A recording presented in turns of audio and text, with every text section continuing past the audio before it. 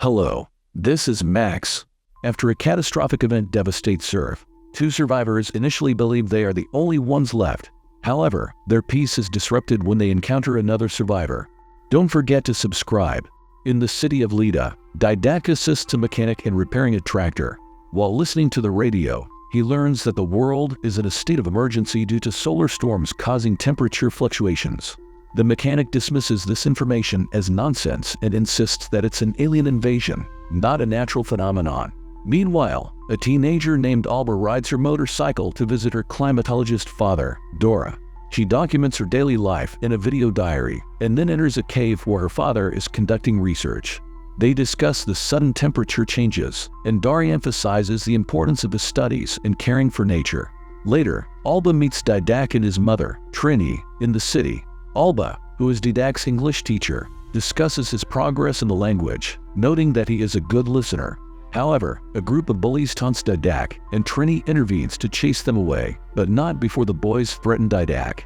Alba returns home, where she sees her father preparing to leave for Barcelona. Their conversation is cut short, and Dara tries to hug Alba, but she refuses due to his dirty hands, leaving him hurt.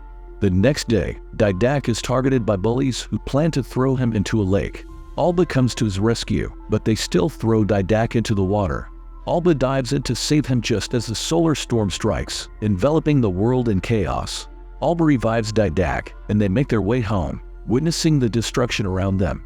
They discover Didac's mother lifeless under debris, and Alba comforts him before their burning house explodes.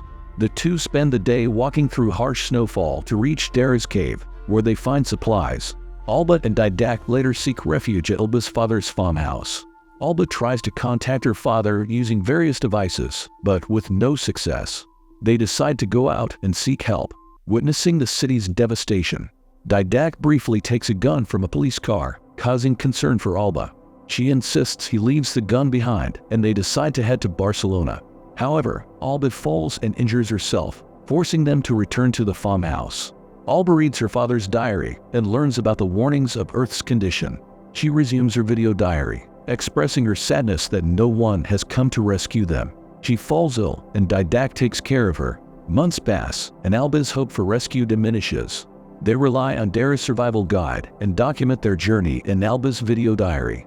Over time, Didac undergoes significant changes, becoming a strong and attractive young man, while Alba grapples with her feelings for him.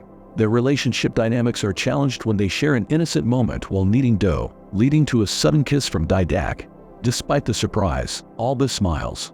A storm devastates their garden, and they decide to leave for Barcelona the next day. Didac restores a tractor to pristine condition, and they set off on their journey. In Barcelona, they attempt to contact Dara but receive no response, leaving Alba emotional and Didac offering comfort. As Alba and Didac continue their journey and build their life near the sea, Alba announces her pregnancy, which fills Didac with happiness as he hugs her in excitement. Alba prepares for her pregnancy by collecting books about motherhood from an abandoned library, while Didac collects toys for their unborn child. They share their thoughts on the baby's name, with Didac suggesting Mar, and Alba preferring Kai, which means sea in Hawaiian and is gender neutral. Didac agrees with Alba's choice. Months pass, and Alba's pregnancy bump becomes noticeable as her due date approaches.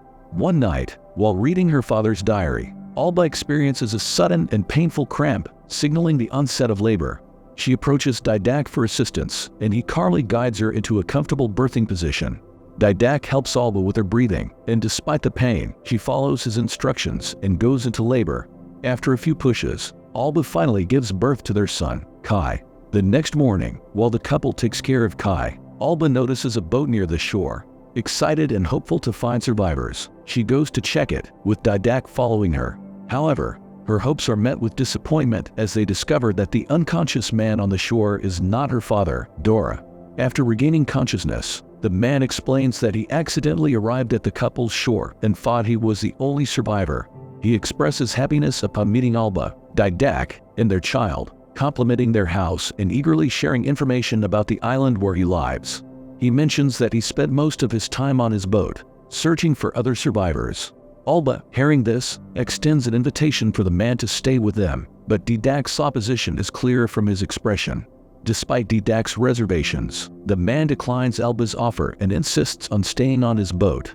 Before leaving, he requests a hug from both of them, expressing how long it has been since he experienced human touch. After the brief embrace, the man departs. Over the next few days, the man helps the couple improve their survival skills, with a particular focus on Didac. Despite this growing closeness, Didac remains wary of the man. One morning, while Alba is nursing Kai, the man secretly observes her without her knowledge. Didac catches him in the act and confronts him, but the man explains that he was merely observing Alba's situation and plans to give her honey to relieve her nursing pain. Alba appreciates the man's kind gesture and learns that the honey is special as it's produced by his own bees that feed on a flower resembling a rooster's crest. While Alba shows interest in the man's story, Didac remains uninterested and suggests that the man's boat is ready, implying that he wants him to leave. This causes the man's smile to fade, and he announces his departure. However, before leaving, the man surprises them by inviting Alba and Didac to a party on his boat that evening. After the enjoyable night on the man's boat, Alba and the man are in high spirits, while Didac spends his time brooding alone. The man invites the couple to spend the night with him, but Didac objects. However, Alba is eager to convince Didac because she wants to experience sleeping on the boat. The man surprises them with a vintage movie projector, allowing them to finally watch a movie after many years. The next morning, Didac wakes up first and senses that something is amiss. He realizes they are too far from the shore and attempts to alert Alba. However, the man reacts swiftly, punching Didac and causing him to fall into the water with a loud splash. Alba, awakened by the commotion, immediately prepares to dive into the water to save Didac. Despite the man's attempts to stop her, Alba dismisses his efforts and successfully rescues Didac. However, the couple's relief is short-lived as they realize that their son, Kai, is missing, and the man has sailed away with him. Frustrated and with no other option, Alba and Didac return to their house, feeling helpless and determined to reunite with their son. They gaze out at the sea, longing for Kai and vowing to get him back. The following day, the couple decides to visit the abandoned library in search of clues about the man's island. However, their frustration grows as they struggle to find a starting point. Fortunately, while accompanying Didac as he works on fixing a boat, Alba notices a rooster logo on the boat's door. She recalls that the man's bees feed on a flower resembling a rooster's crest. This discovery prompts them to return to the library and search through botanical books. After some searching, Alba finally locates the flower and the man's potential location. With newfound determination, the couple sets out on their journey to retrieve their son, Kai. With determination and effort, the couple finally reaches the island where their son, Kai, is being held. They follow the sound of Kai's cries, which leads them to the man's fort. Alba peeks through a hole to assess Kai's possible location but instead sees the man walking around. Nervous and desperate, Alba urges Didac to shoot the man. However, Didac refuses, fearing that the man may not be alone and they could get overpowered. Shortly after, the man re-emerges and heads to his bee form, giving Alba and Didac an opportunity to follow Kai's cries. Alba enters an underground tent and discovers her son locked in a cage. She attempts to break the lock but is unsuccessful, prompting her to search the area for the keys. Meanwhile, Didac acts as a lookout to buy Alba some time in a rescue mission. After rummaging through a tray, Alba finds a set of keys and immediately tries them on the lock, but none of them work. Frustrated, she exits the tent and informs Didac about Kai's situation, which infuriates him. In a role reversal, Alba takes on the role of a guard, but the cries of her son weaken her resolve, causing her to lose focus. Seizing the opportunity, the man sneaks up behind Alba and captures her. Just as Alba becomes the man's captive, Didac emerges and witnesses Alba's predicament. Feeling helpless, Didac reluctantly complies with the man's orders. The man proceeds to trap the couple using hammocks.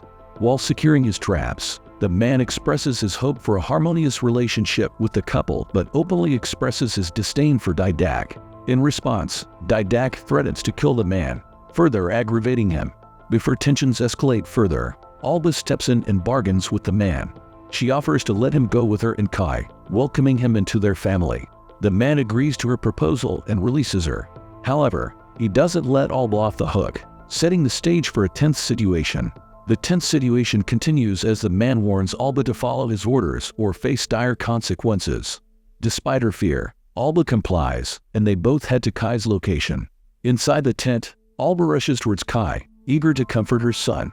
However, the man intervenes and tells her that sometimes Kai needs to cry, even likening his cries to music. Alba remains silent, prompting the man to give her the key. Alba quickly unlocks Kai's cage and nurses her child. Throughout this uncomfortable situation, the man leers at her, making Alba feel uneasy. Afterward, the man abruptly leaves with a snicker. The man then returns to Didak's location to taunt him, unaware that Alba has escaped with Kai. Alba's escape prompts the man to shout at her, while Didak urges her to continue running. Rather than pursuing Alba, the man chooses to taunt Didak once more. In response to his taunts, Didak spits at him. Enraged, the man plays a cruel trick on Didak by using pliers to inflict intense pain on him, twisting Didak's crotch. The excruciating pain causes Didak to scream, which stops Alba in her tracks. After a few seconds, Didak loses consciousness, and the man shifts his focus to hunting down Alba. Alba, still on the run, notices the man approaching her. In her haste, she accidentally leaves her scarf behind, inadvertently leaving a clue for the man. Finding a hiding place, Alba uses her pinky finger to pacify Kai. She senses the man getting closer but decides on a deceitful plan. When the man calls to her, he hears Kai's cry seemingly coming from beneath him, prompting him to check.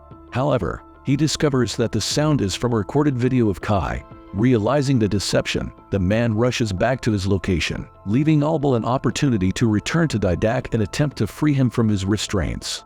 Struggling, Didak requests a knife from Alba, but their plans are once again interrupted by the man's sudden return.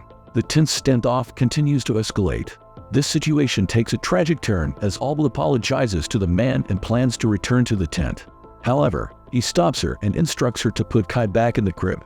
He then confronts Alba about her betrayal and, as a punishment, shoots her in the leg. While the man is occupied reprimanding Alba, Didak manages to break free from his restraints. Seizing this opportunity, Didak stabs the man in the back. Despite his injury, the man retaliates by slapping Didak, and a physical fight ensues between them. Amidst the struggle, Alba manages to grab the gun and threatens to shoot the man. However, he attempts to manipulate her emotionally, but Alba remains unaffected and shoots him in the shoulder. This causes a violent response from the man, leading to Alba falling down inside the tent. Didak comes to Alba's rescue and continues to fight the man, using a hoe as a weapon. The man defends himself by deflecting Didak's attacks with a pitchfork. The intense confrontation continues until both of them lose their weapons. In a final desperate move, the man grabs the gun while Didak seizes a scythe. Hearing Kai's whimpering, Didak makes the first attack, prompting the man to shoot him. Didak successfully manages to kill the man, but he knows that he is nearing his own end. Dying, Didak approaches his son and kisses him for the last time. A grief-stricken Alba approaches him, but before Didak can bid her farewell, he falls to the ground, gasping for air. Alba attempts to stop the bleeding, but Didak passes away.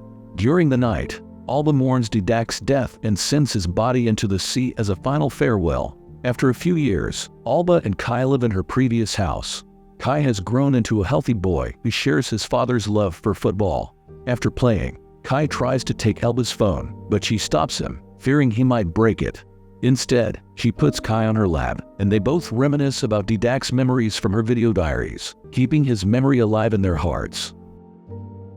If you are interested in such films, please proceed to the next video on the screen, and also share your thoughts about this film in the comments. Give us a like and subscribe. Goodbye.